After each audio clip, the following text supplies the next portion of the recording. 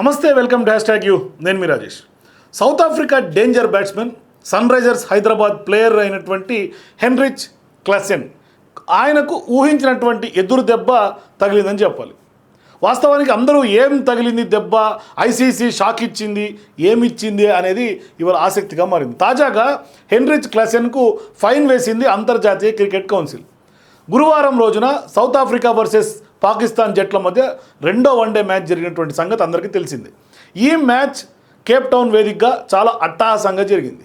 ఈ మ్యాచ్లో south Africa పైన గ్రాండ్ విక్టరీ కొట్టింది పాకిస్తాన్ జట్టు. అయితే ఈ మ్యాచ్లో సౌత్ ఆఫ్రికా వికెట్ కీపర్గా ఉన్నటువంటి Heinrich Klaasen versus Pakistan player మధ్య గొడవ జరిగినటువంటి సంగతి కూడా మనకు తెలిసిందే.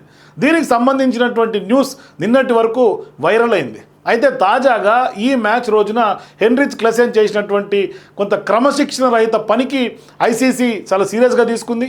దాని మీద ఫైన్ వేసింది ఇవాళ ఐసీసీ. సో ఈ సందర్భంగా ఐసీసీ వేసినటువంటి ఫైన్ వార్తను తెలిసి ఇవాళ అందరూ కూడా షాక్ గురవుతున్నారు.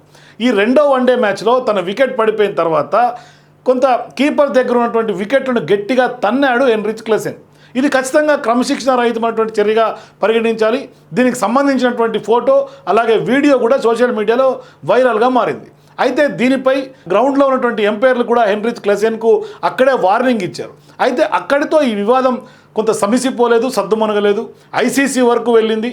సో ఇప్పుడు హెన్రిచ్ క్లాసెన్ ఖచ్చితంగా ఈ వివాదం చాలా సీరియస్గా తీసుకున్నటువంటి ఐసీసీ ఇప్పుడు హెన్రిచ్ క్లాసెన్కు కొంత ఫైన్ వేసింది అంతర్జాతీయ క్రికెట్ కౌన్సిల్. అంటే హెన్రిచ్ క్లాసెన్ మ్యాచ్ ఫీజులో నుంచి 15% కోత విధించింది ఐసీసీ పాలక మండలి.